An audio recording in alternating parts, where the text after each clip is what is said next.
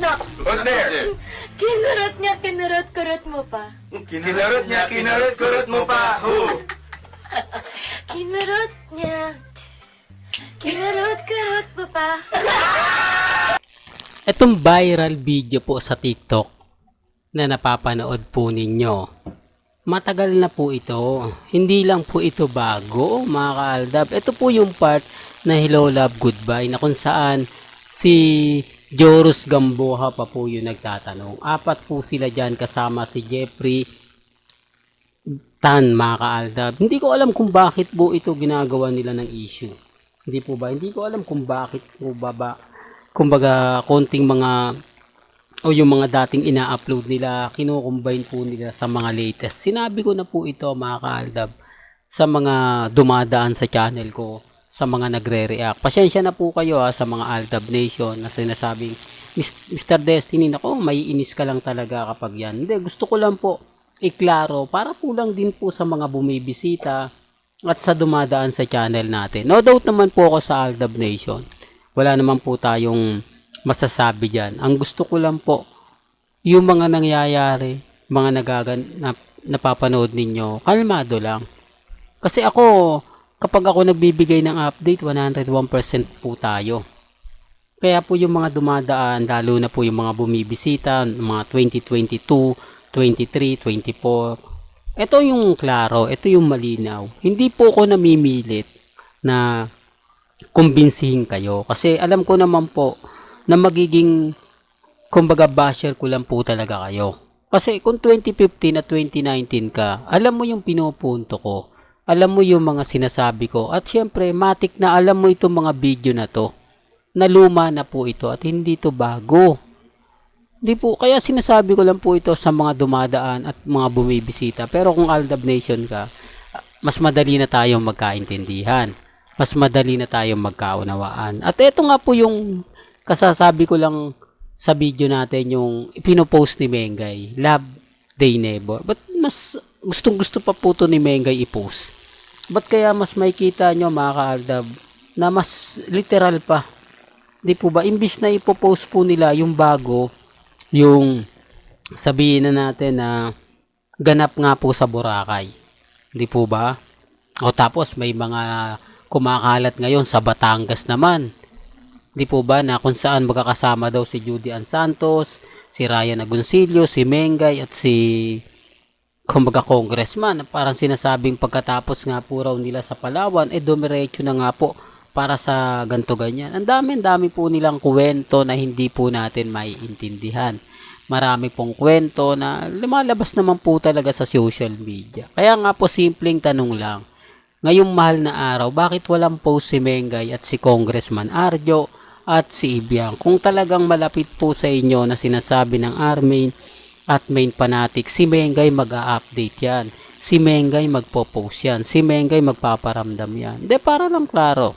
Bakit wala pong ganap? Bakit wala pong update? Yan ang sinasabi ko. Yan yung pinapaliwanag ko. Di po ba?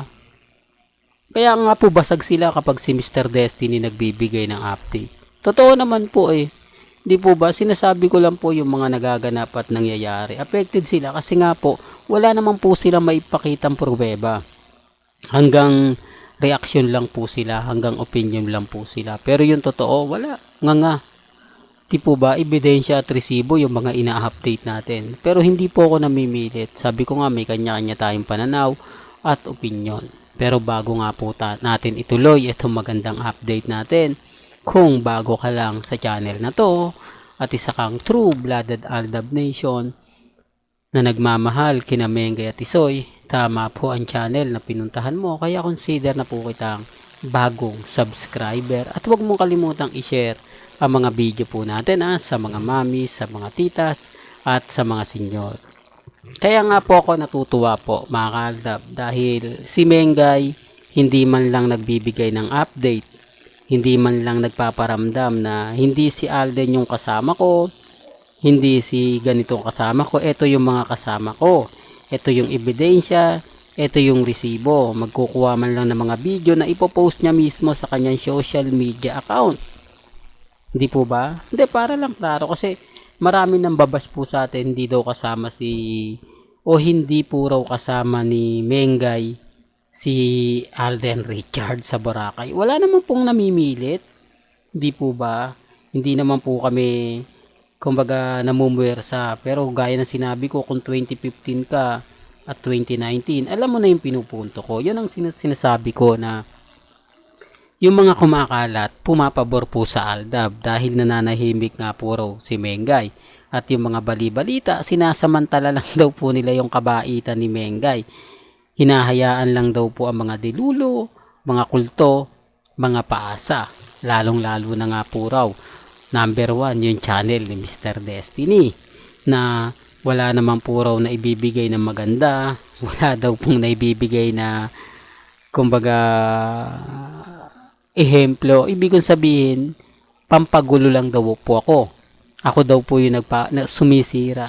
Kaya nang sinabi ko, kung wala naman pong problema, update ko lang naman po yung kung ayaw naman po nila. Wala naman po silang kumbaga ikaiinis. Di po ba? Kasi ako binabasag ko lang po sila gaya nga po ng video. Di po ba? Bago po yung pinanood ko sa inyo, si Alden nasa Maynila na. May araw pa.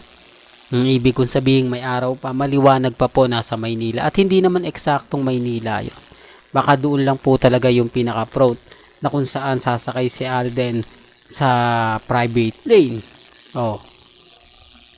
Hindi po ba? Para lang klaro. Yung pag-update ko, sinasabi nila na naandun daw si Alden Richards sa Boracay. Sa Palawan, sa El Nido, Palawan. Wala po doon. Ngayon, sino po yung basag? Sino yung napahiya? Sino yung nagsasabi ng ganyan? Nakita ko naman po yung mga video ni Catherine, ni Jericho at ni yung mga ibang kasama niya. Wala naman po tayong nakitang Alden Richards. Wala naman po tayong nakitang kasayaw man lang nila Maymay, nila Lovely, ni Kakay. Di po ba? Hindi, para lang klaro. Para lang po sa kaalaman ng lahat. Yan ang kinaiinisan nila. Yan yung nabubwisit po sila sa akin. Kasi nga po, nababasag natin sila. Naibibigay ko yung dapat na malaman po ninyo. Kaya nga po yung iba, nagsasabing, mukhang tama naman sinasabi ni Mr. Destiny. Galit lang sila kasi may nagsasabi ng mga video na lumalabas na halatang halata naman po. Di po ba?